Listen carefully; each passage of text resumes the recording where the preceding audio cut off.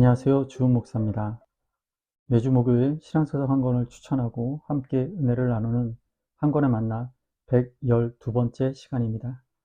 오늘 함께 나눌 책은 알리스터 맥그레스 지음 삶을 위한 신학입니다.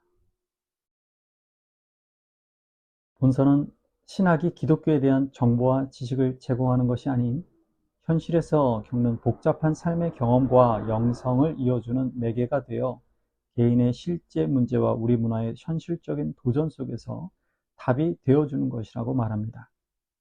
저자는 왜 그리스도인이 신학적 성찰을 통해 우리 삶과 주변 세계를 바라보고 해석해야 하는지 이 책을 통해 대답하고 있습니다. 저자인 알리스터 맥그라스는 복음주의를 대표하는 복음주의 사상가이자 신학자이며 옥스퍼드와 케임브리지 대학에서 분자 생물학과 신학으로 각각 박사학위를 받았습니다. 현재 옥스퍼드 대학 위클리프 홀의 학장으로 조직신학과 역사신학을 가르치고 있습니다. 목차를 살펴보겠습니다. 1. 순전한 신학, 신앙의 경관, 복음과 현실의 조화, 조지 허버트의 불멸의 영약, 십자가, 고난, 신학적 당혹감, 하나님의 영광의 무대, 신앙의 테피스트리, 자연과학, 신앙의 친구인가 적인가, 종교적 신앙과 과학적 신앙, 창조와 진화에 대한 아우구스티누스의 견해, 종교는 해로울 뿐인가, 무신론과 계몽주의, 새로운 무신론의 지성적 뿌리에 대한 고찰. 책 속으로 들어가 보겠습니다. 신앙은 근본적으로 관계 문제이자 하나님에 대한 신뢰의 문제다. 하지만 신앙생활의 내적인 역동성에는 우리가 믿는 존재와 그 내용에 대해 더 많이 알고 싶은 욕구가 포함되어 있다. 캔터베리의 안젤무스는 신학은 기본적으로 이해를 추구하는 신앙이라는 유명한 말을 했다. 위대한 신학자 히포의 아우구스티누스 역시 하나님과 씨름하는 곳에 진정한 지적인 흥분이 일어난다고 분명하게 말했다. 신학은 지성의 열정이며 하나님의 본질과 방식, 그리고 그것이 삶을 새롭게 바꾸는 힘에 대해 더 많이 알고자 하는 갈망이다. 일부 기독교 지도자들은 신학이 실제 생활에 적합하지 않다고 생각한다. 신학은 걱정할 만한 긴급한 문제도 없는 상아탑에서 이루어지는 일일 뿐이다. 그러나 그리스도인들이 풍성한 지식을 따라 행동하도록 도와주는 것이라고 여기는 게 신학을 올바로 이해하는 방식이다. 신학은 우리가 기독교적 방법으로 일하고 싶게 만들고 실제로 그렇게 한다. 신학은 최선의 행동 방법이 무엇인지 분별하도록 돕고 현실 세계에 참여하여 살아가도록 힘을 준다. 저자는 신학 무용론이 편치는 현대 교회들을 바라보면서 그저 축복 자판기처럼 변해버린 교회와 예배의 문제점을 신학을 상실한 결과라고 비판합니다. 하나님을 알려고 하지 않아 멸망당했던 북이스라엘처럼 현대 교회의 반지성주의적인 현상에 대해 지적하고 있습니다. 아주 오래전 히포의 아우구스티누스는 공동체가 사랑의 대상에 의해 하나가 되는 방법에 대해 숙고했다. 공동체의 정체성, 일관성, 응집력을 향상시키는 가장 확실한 방법은 공동체가 사랑하는 대상을 더 분명하게 보게 하고 그것을 더 깊이 사랑하도록 돕는 것이다. 예배는 우리를 진짜 중요한 것에 집중하게 만들고 인간의 영혼이 복음의 문을 활짝 열게 해준다. 그럼으로써 기독교 신앙이 지성을 추구할 뿐만 아니라 상상력을 포착하는 힘을 가지고 있음을 분명히 보여준다. 예배는 예수 그리스도에 대한 큰 열정을 유지시키고 신학적 과제의 자양분을 제공한다.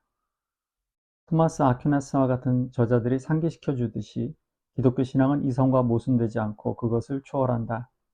히포의 아우구스티누스가 종종 당신이 만일 하나님을 이해할 수 있다면 그것은 하나님이 아니다 라고 주장했듯이 광대무변한 존재를 대할 때 우리는 원칙적으로 우리 능력의 한계를 인정해야 한다.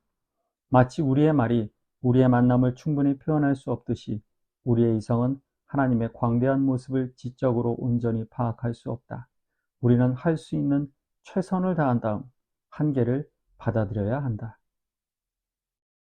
저자가 말하는 신학의 주요한 역할은 하나님과 그분의 역사를 알아감으로써 그것을 그리스도인 개개인의 삶에 적용하고 그로 인해 단순한 지식적인 알미 아닌 삶 속에서 역사하시는 하나님을 직접 경험하는 것으로까지 나아가게 한다고 말합니다. 성만찬은 그리스도인들이 과거를 돌아보고 하나님의 구원행위 전체를 기억하며 무엇보다도 그리스도의 십자가와 부활을 회상하도록 요청한다. 하나님의 구원행위를 기억해야 한다는 일반적인 원칙은 구약 성경에서 확고하게 확립되었다. 예를 들어 시편 136편 같은 많은 시편들은 이스라엘 백성에게 하나님이 어떻게 애굽에서 그들을 구원하여 약속의 땅으로 인도하셨는지를 기억하라고 한다. 이 시편들의 기본 주제는 단순하다. 이를테면 과거에 신실하게 행하셨던 하나님은 현재와 미래에도 동일하게 행하실 것이며 우리는 그것을 신뢰할 수 있다는 것이다. 성만찬은 그리스도인들이 과거의 기억을 되돌아보게 한 다음 미래를 가리키면서 곧 다가올 일을 기대하도록 이끈다. 이 주제는 신약 성경에 깊이 내재되어 있다. 예를 들어 바울은 성만찬에 대해 그것이 장차올 그리스도의 재림을 기대하는 것이라고 구체적으로 언급한다. 너희가 이 떡을 먹으며 이 잔을 마실 때마다 주의 죽으심을 그가 오실 때까지 전하는 것이니라. 성만찬을 생각할 때 중요한 사실은 이러한 미래의 사건을 지금 축하한다는 점이다. 이 때문에 제2차 바티칸 공의회는 성만찬을 천국잔치를 미리 맛보는 것이라고 정의했다. 역사 신학자이며 조직 신학자인 저자는 신학이 어떻게 예배를 예배답게 인간 중심적 예식에서 하나님 중심의 산제사로 나아갈 수 있는지를 설명하고 있습니다. 아울러 진정한 신학과 예배의 관계성에 대해 서로 상호 보완 및 교정의 역할을 하고 있다고 강조하고 있습니다. 신학과 예배의 관계를 강조해야 할 필요가 있다. 기독교 신앙의 중심에 있는 신비에 무릎을 꿇고 경배하게 할 때 신학은 비로소 그 임무를 제대로 완수한 것이다. 어떤 의미에서 예배는 신학의 배경을 제공할 뿐만 아니라 교정자의 역할도 한다. 예배는 하나님의 주권과 영광을 적극적으로 분명하게 재확인한다는 의미에서 신학의 배경을 제공한다.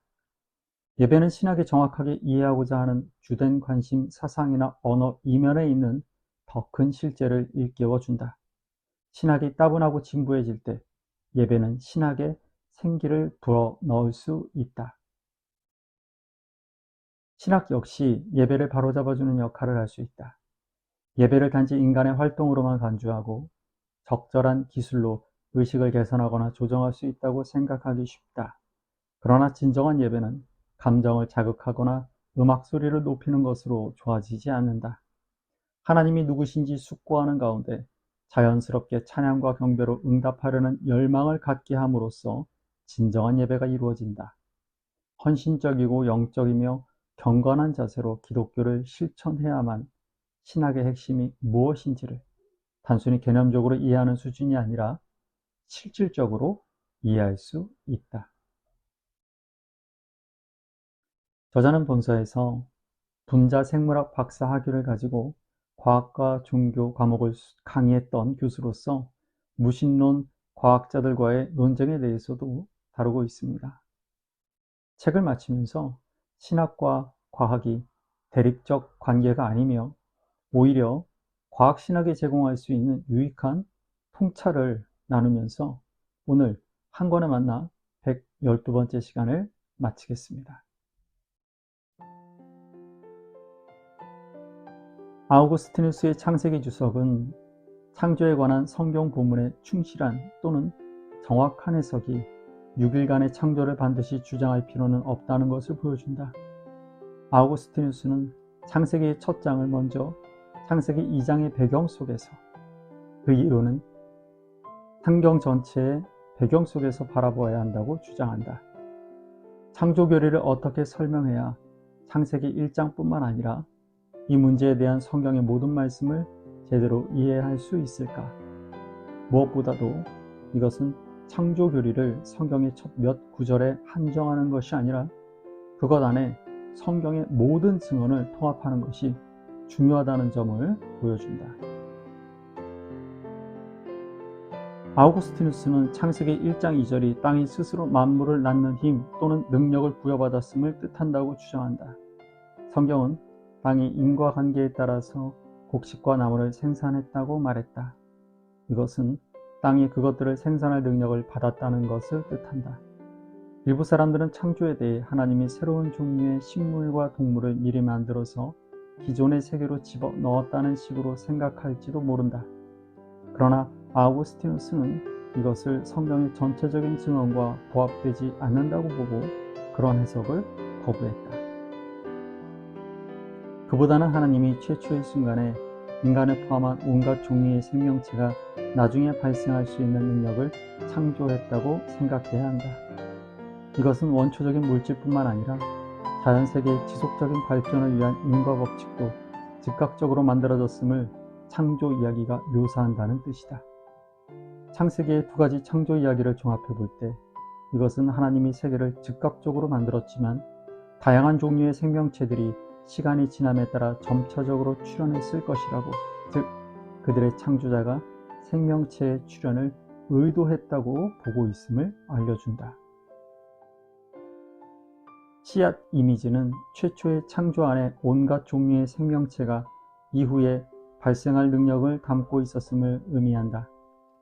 하나님이 처음 심어놓은 원인이 차후의 결과로 실현되었다는 의미에서 하나님이 세계를 미완성 상태나 불완전하게 창조하셨다는 뜻이 아니다. 아우구스티누스는 이런 발전 과정이 창조자의 의지를 반영하는 근본적인 법칙에 의해 다스려진다고 선언한다. 하나님은 존재의 종류와 특성을 산출하고 숨겨져 있는 모든 존재가 완전히 드러나는 과정을 지배하는 고정된 법칙을 세우셨다. 평안한 저녁 되시고요. 교회에서 뵙겠습니다. 감사합니다.